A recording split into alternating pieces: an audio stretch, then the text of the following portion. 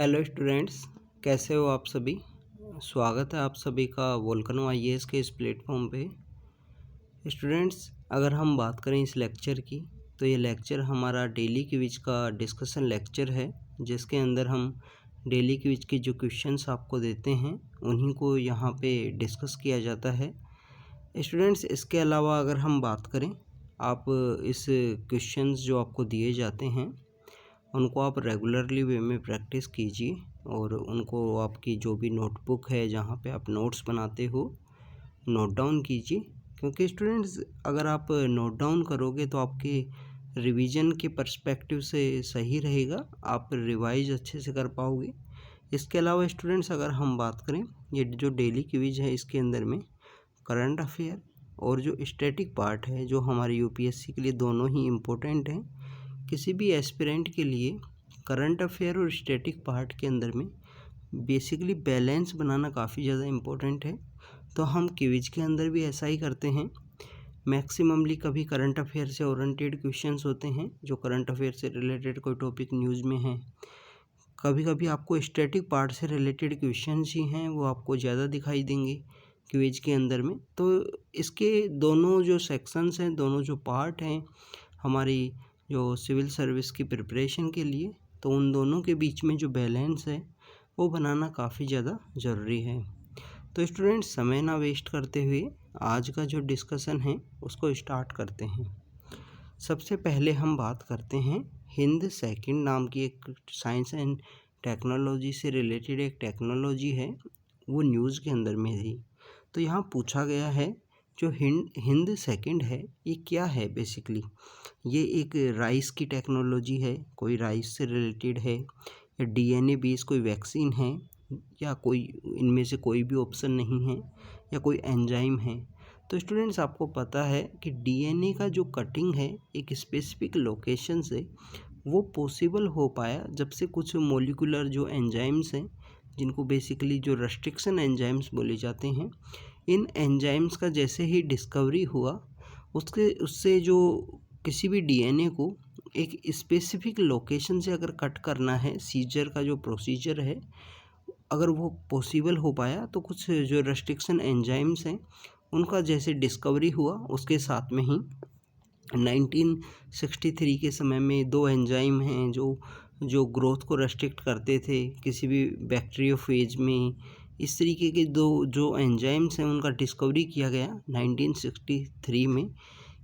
तो हम अगर बात करें हिंद सेकंड की, तो हिंद सेकंड पहला डिस्कवर्ड जो रेस्ट्रिक्शन जो हम बोलें कि जो एंडोन्यूक्लियस एंजाइम है that has been isolated from the influence of the दूसरे जो एंजाइम्स हैं उनके इन्फ्लुएंस से यहाँ आइसोलेटेड है। ये डीएनए को कट करता है, ये डीएनए मॉलिक्यूल्स को कट करता है at a particular point by recognising a specific sequence of the 6 base pairs के रूप में। तो स्टूडेंट्स, यहाँ पे हमको पता लगता है कि ये जो हिंद सेकंड है ये एक रेस्ट्रिक्शन एंजाइम है, रेस्ट्रिक्ट करता है और स्पेसिफिक लोकेशन पे जो कट करने के लिए जो किसी भी डीएनए के लिए जो हेल्प करता है उसके अंदर में ये मददगार है।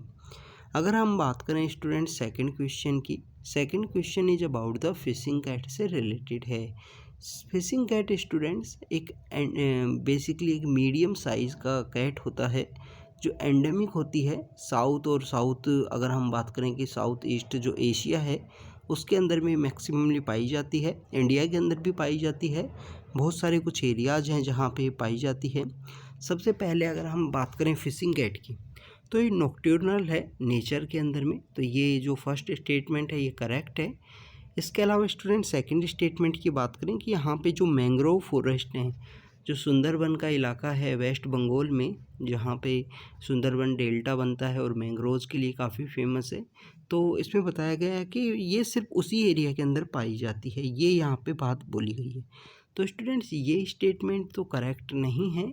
बेसिकली जो फिशिंग कैट है वो इंडिया के काफ़ी डिफरेंट पार्ट हैं वहाँ पे पाई जाती है, मेनली सुंदरबन के अंदर पाई जाती है। इसके अलावा हिमालयन जो फुट हिल्स हैं, गंगा का जो एरिया है, ब्रह्मपुत्रा की जो रिवर वैली है, वेस्टर्न घाट हैं, वहाँ पे भी ये पाई जाती है। स्टूडेंट्स, फिशिंग कैट को बेसिकली आप देखिए कि IUCN जो स्टेटस है फिशिंग कैट का वो है वल्नरेबल इसका IUCN स्टेटस है। इंडिया के अंदर जो वाइल्ड लाइफ प्रोटेक्शन एक्ट है उसके शेड्यूल 1 के अंदर में रखा गया है और हंटिंग से इनको प्रोटेक्ट किया गया है। तो ये फिशिंग कैट से रिलेटेड था। कैट की तरह दिखने वाली बेसिकली कैट होती हैं। फिशिंग इन करना इनकी जो मेन काम होता है। फिशिंग कैट इनको क्यों बोला जाता है इसके बारे में आप गूगल ज़रूर करना। आप यूट्यूब पे जाके इनके वीडियो देख सकते हो। मेनली सुंदरबन एरिया के अंदर पाई जाती हैं, बट अगर हम बात करें गंगा फुटेल्स हैं, वेस्टर्न घाट का भी इलाका है, ब्रह्मपुत्रा रिवर वैली है, हिमालयन फुटेल्स ब्रह्मपुत्रा और गंगा रिवर वैली के अंदर भी पाई जाती है। तो यहाँ पे जो आंसर होगा वो होगा A answer. Only one statement है जो यहाँ पे करेक्ट है। तो स्टूडेंट्स नेक्स्ट क्वेश्चन की अगर हम बात करें, next question is about the Sattriya dance जो है आसाम के अंदर जिसको परफॉर्म किया जाता है, तो उससे रिलेटेड है। यहाँ पे पूछा गया है कि जो सटरिया डांस है इसको बेसिकली जो 15th सेंचुरी का जो समय था उस समय इसको स्टार्ट किया गया और 15th सेंचुरी के समय में इसको जिन्होंने स्टार्ट किया था उनका नाम है शंकरादेवा। शंकरादेवा एक सेंट हैं, रिफॉर्मर हैं आसाम के अंदर जिनका बर्थ हुआ था। अगर हम बात करें स्टूडेंट सटरिया डांस की, सटरिया डांस बेसिकली एक बॉडी ऑफ डांस और डांस ड्रामा दोनों को डेवलप किया गया है। जो मोनेस्ट्रीज हुआ करती थी आसाम के अंदर में वहाँ पे इसका डेवलपमेंट हुआ है, जिनको आसाम के अंदर जो सटरास बोला जाता था, सटरास जो मोनेस्ट्रीज हुआ करती थी उनको बोला जाता था आसाम में। तो इसको जो रिवॉल्व किया है वो यहाँ पे किया गया है शंकरादेवा के द्वारा। ग्रुप डांस इसके अंदर में कॉमन है, ये यहाँ पे करेक्ट है स्टूडेंट्स। ग्रुप डांस यहाँ पे काफ़ी ज़्यादा कॉमन है इस डांस के अंदर में। This is the Sattriya dance. दोनों स्टेटमेंट जो हैं वो यहाँ पे करेक्ट हैं। अगर हम शंकरादेवा के बर्थ और टाइम की बात करें तो शंकरादेवा का जो बर्थ है 1449 के समय हुआ और ये कब तक चला स्टूडेंट, 1586 तक। 1586 तक इनका समय रहा है, 1449 से लेकर 1586 तक। तो कभी कभी पूछ लिया जा सकता है क्या ये गुरु नानक के कंटेम्प्रेरी थे, तो गुरु नानक के समय भी ये रहे हैं। आप देखिए कि जो गुरु नानक जी हैं उनका जो समय है 1469 से लेकर 1539 तक है उनका। जो गुरु नानक जी का जो समय है वो इस समय तक। कभी कभी पूछ लिया जाएगा क्या बाबर के कंटेम्प्रेरी थे, तो बाबर आपको पता है कि 1526 में इंडिया में आते हैं, पानीपत का पहला युद्ध करते हैं यहाँ पे इब्राहिम लोदी के साथ में। 1526 से 1530 तक बाबर होते हैं। तो आप देखिए कि दोनों के समय में गुरु नानक जी के समय में, शंकरादेवा के जो समय में यहाँ पे जो कंटेम्प्रेरी हैं बाबर के समय में यहाँ पे थे। तो यहाँ जो सटरिया डांस के बारे में हम देख रहे थे तो उसके दोनों स्टेटमेंट करेक्ट हैं। ग्रुप डांस भी है और शंकरादेवा के द्वारा इसको स्टार्ट भी किया गया है। स्टूडेंट्स अगर हम बात करें नेक्स्ट क्वेश्चन की, next question is about the passivated emitter and rear contact से रिलेटेड है। स्टूडेंट्स इसकी टेक्नोलॉजी के बारे में आपको पता होगा। सोलार सेल्स का जो डेवलपमेंट जो स्टार्ट हुआ है उनके अंदर में इन सेल्स को यूज किया जाता है। सोलार पैनल्स के अंदर में इनको यूज किया जाता है। जो PERC जो सेल हैं, PERC जो टेक्नोलॉजी है इसको सोलार सिस्टम के अंदर में बेसिकली यूज किया जाता है। स्टूडेंट्स आपको पता है कि सोलार सिस्टम से रिलेटेड इंडिया के द्वारा इंटरनेशनल सोलार अलायंस है उसको भी लॉन्च किया गया था। इस इंस्टीट्यूशन को, ये सोलार सेल से रिलेटेड है। इंटरनेशनल सोलार अलायंस है उसको इंडिया और फ्रांस के द्वारा स्टार्ट किया गया था 2015 के समय में, जब COP21 का मीटिंग हुआ था पेरिस में।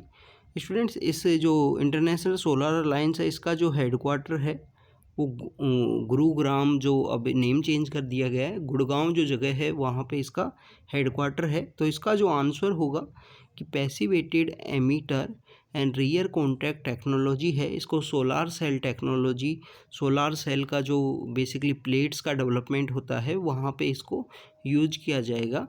बिकॉज ये मॉडिफिकेशन ऑफ कन्वेंशन सेल्स का मॉडिफिकेशन में काम करती हैं।